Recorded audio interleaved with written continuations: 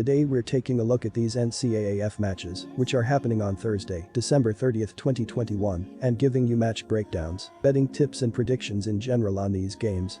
Welcome back to High Stakes, let's get straight into it. Also, don't forget to subscribe to get notified as soon as we release these sport prediction videos, and if you would like more betting tips and predictions, then check out our Patreon in the link down below. Our new Patreon is a way for us to help you improve your chances of making more money. 5 plans are available for each and every one of you. You can get 30 extra betting picks all the way up to 500 extra betting picks per month. Stop wasting hours of your time searching for bad betting advice that ends up costing you a lot of money. Join the High Stakes Patreon now and get the best betting picks and advice. Pittsburgh vs Michigan State. Pittsburgh is averaging 40.2 points per game. They are averaging 350.2 passing yards and 154.1 rushing yards per game. Kenny Pickett completed 67.2% of his passes for 4,319 yards, 42 touchdowns, and 7 interceptions. He has declared for the draft and will be replaced by Nick Patty, who completed 85.7% of his passes for 140 yards. Israel Abanikanda led the team with 635 rushing yards and 7 touchdowns, while Jordan Addison led the team with 1,479 receiving yards and 17 touchdowns. Pittsburgh also played well defensively, giving up 24.4 points per game. They gave up 21 points in their last game and will need a similar effort if they want to get the win. I'm not trying to undersell the importance of Kenneth Walker III, but his absence from this game pales in comparison to what the Panthers have lost. They lost their star quarterback, Kenny Pickett, and they'll also be without senior wideout Tayser Mack. Oh, and they'll also be missing offensive coordinator Mark Whipple, who resigned from his position a few weeks back. That's a lot more to try and overcome than just one running back. This is an impossibly tough situation for Nick Patty. Sure, he knows the offense and all of the terminology, but he hasn't actually been on the field in games to develop that chemistry with his teammates. And he won't have Whipple there to help guide him through that process, either. He's getting thrown into the fire against a defense that's really good at getting after the quarterback. Michigan State is averaging 31 points per game. They are averaging 245.3 passing yards and 185.6 rushing yards per game. Peyton Thorne completed 60.8% of his passes for 2,886 yards, 24 touchdowns, and 9 interceptions. Kenneth Walker III led the team with 1,636 rushing yards and 18 touchdowns, while Jaden Reed led the team with 946 receiving yards and 8 touchdowns. Walker will not play in this game and will prepare for the NFL draft. Michigan State struggled defensively, giving up 26.6 points per game. They gave up 27 points in their last game and will need to do a better job if they want to win this game. Our first betting advice is to pick Michigan State Spartans -2. Well, it could come down to how much you believe in Jordan Simmons. The sophomore running back has 54 rushing attempts for 255 yards and 0 touchdowns. He'll be running smack dab into a defensive front with the country's 6th best run defense. Opponents were getting stood up on a weekly basis against a Panthers defense, allowing 91.7 rushing yards per game on average.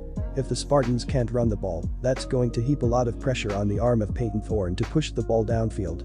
He'll have his top target Jaden Reed, but Jalen Naylor, probable, is on the injury report with a hand issue. Pittsburgh might be stout against the run, but they've shown some weaknesses against the passing attack. If there was ever a chance for Thorne to make a statement, it would in this game. Our second betting advice is to pick over 56. Arizona State vs Wisconsin. The defense of the Wisconsin Badgers have been one of the best in the entire nation as they are giving up 16.4 points per game.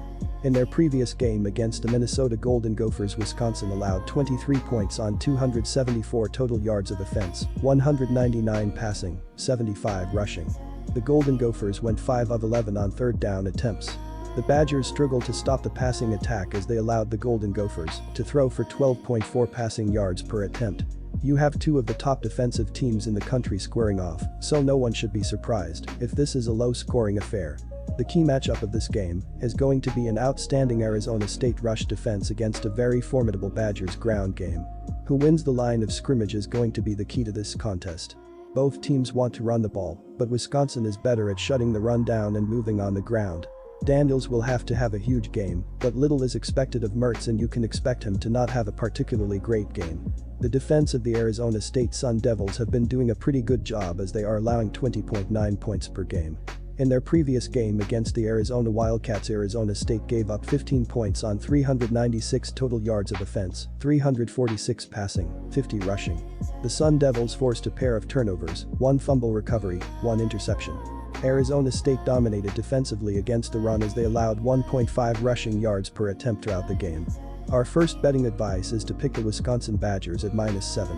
Arizona State averaged 403.4 yards per game, 67th overall, and they were 57th in points per game at 29.7. The Sun Devils allowed 20.9 points per contest, 26th overall, and they were 21st in yards allowed per game at 330.7.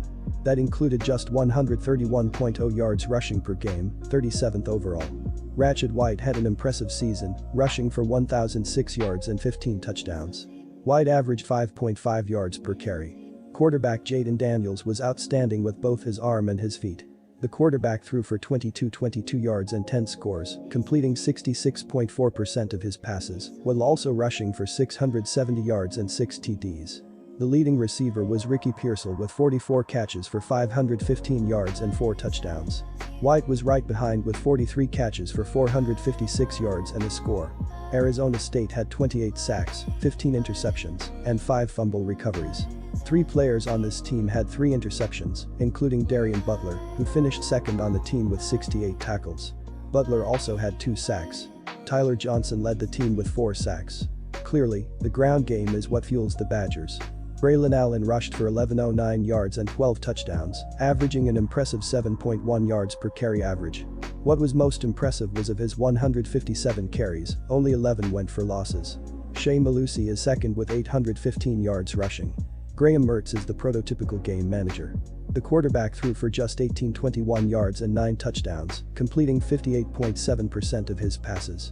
Mertz threw 10 interceptions. His leading receiver was Jake Ferguson with 43 catches for 417 yards and 2 scores.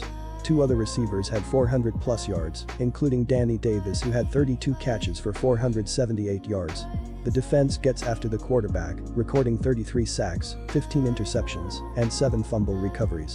The leader of this defense is Leo Chanel, who led the team in tackles with 105 and was tied for the team lead in sacks with 7. Nick Herbig also had 7 sacks. Colin Wilder and Cesar Williams each made 3 interceptions. Wisconsin had a very tough schedule to begin the season, and that led to 3 losses in their first 4 contests. Games against number 19 Penn State, number 12 Notre Dame, and number 14 Michigan, rankings posted where the teams were at the time of the contest, had the Badgers underwater, but the team responded with 7 straight victories before losing to Minnesota to close out the season. Probably their most impressive victory of the season was a 27-7 victory over number 9 Iowa. Our second betting advice is to pick under 41.5.